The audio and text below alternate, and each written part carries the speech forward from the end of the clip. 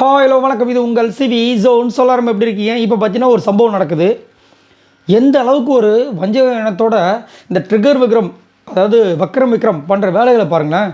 விஜய் பார்வதி எப்படியாவது, அதாவது விஜய் பார்வதி முன்னாடி பண்ணாமல் பின்னாடி என்னென்ன வேலைகள் பண்ணுறாருன்றதுக்கு ஒரு சிறந்த எடுத்துக்காட்டு. நான் ஆல்ரெடி சொல்லிகிட்டே இருக்கேன்.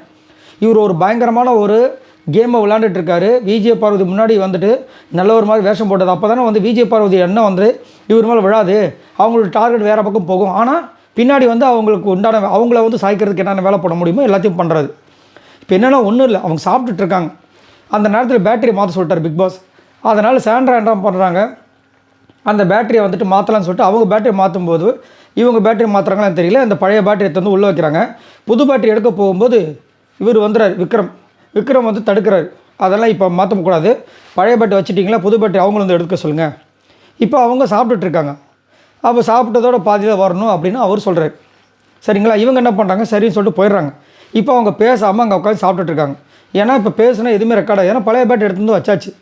இப்போ ரம்யா என்ன பண்ணுறாங்க, சரி நான் போய் எடுத்துகிட்டு போய் கொடுத்துட்றேன், ஒரு வார்னிங் மாதிரி கொடுத்துடலான்னு சொல்லிட்டு ரம்யா எடுக்க போகிறாங்க. ஏன்னா கேப்டன் அது முடிவு எடுக்கணும். போய் எடுக்க போனால் நீ ஏன் போகிற, அதெல்லாம் போகாத, அப்படி பேட்டரி இல்லாமல் பேசுகிறாரா, பைக் இல்லாமல் பேசுகிறான்னா அந்த கான்சிக்வன்ஸை வந்து அனுபவிக்கிட்டோம், நீ எதுக்கு போகிறேன்னு சொல்லிட்டு அங்கே வந்து ஒரு உண்டை கலப்ப வேலையை பண்ணுறாரு. வேணும்ட்டுமே அந்த பிரச்சனையை வந்து பெருசாக்கணும்னு பண்ணுறாரு. அப்போ என்ன பண்ணுறாங்க இவங்க, சரி அப்போ அதுவும் கரெக்டு தான் போது என்ன பண்ணுறாங்க இவங்க அப்படியே யோசிக்கிறாங்க. போய் எஃப்ஜே கேட்குறாங்க, நீ என்ன பண்ணுவேன், இல்லை நான் அந்த மாதிரிலாம் பண்ணல, அளவுலாம் பண்ண மாட்டேன் அப்படின்னு ஒன்று என்ன பண்ணுறாங்க, டக்குன்னு மெனக்கெட்டு வந்து ஸ்டோர் ரூமில் இருக்கிற பழைய பேட்டரி அவங்க வச்சாங்க பார்த்தீங்களா, அந்த பழைய பேட்டரி எடுத்துகிட்டு போய் விஜய் பார்வதிகளை கொடுக்குறாங்க. அந்த பழைய பேட்டரி எடுத்துகிட்டு போய் விஜய் பார்வதிக்கிட்ட அதை கொடுக்க போகிறாங்க. இப்போ உடனே கனி தடுக்கிறாங்க. ஏய் ரம்யா, என்ன பேட்டரி கொடுக்க போகிறேன்னு. இல்லை பழைய பேட்டரி அப்படின்னா, வா வா வா சூப்பர்ரா, செம ரம்யா, அதான் நம்ம ரம்யா, எப்படி அதான் நம்ம ரம்யா ஏற்றி விட்றது இந்த பக்கம் அன்புக்காங்க. அந்த எஃப்ஜே, கனி, இப்போ விக்ரம், அதுக்கப்புறம் யார் அந்த இவங்க சபரி எல்லாரையும் ஏற்றி விட்றாங்க.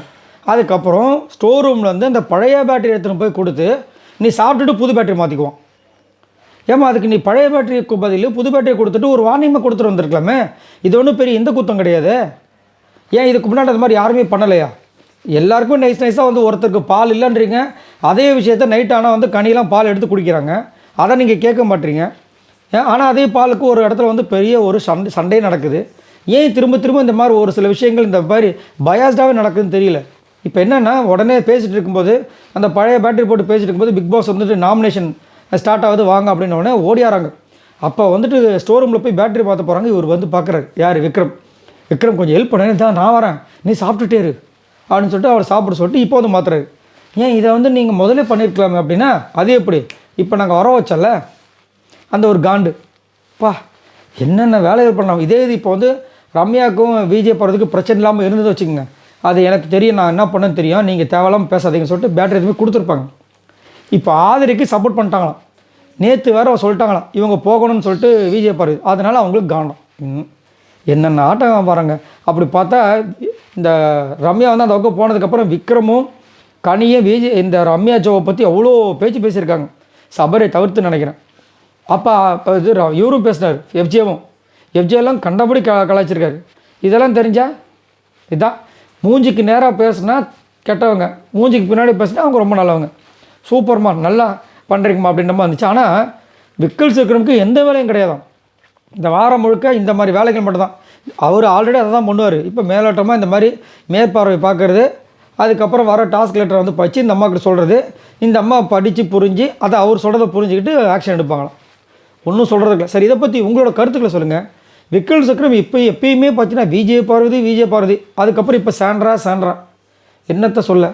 இதை பற்றி உங்களோட கருத்துக்களை சொல்லுங்கள். மறக்காமல் நம்மளோட சேனலை சப்போர்ட் பண்ணுங்கள். பாய் நண்பர்கள்.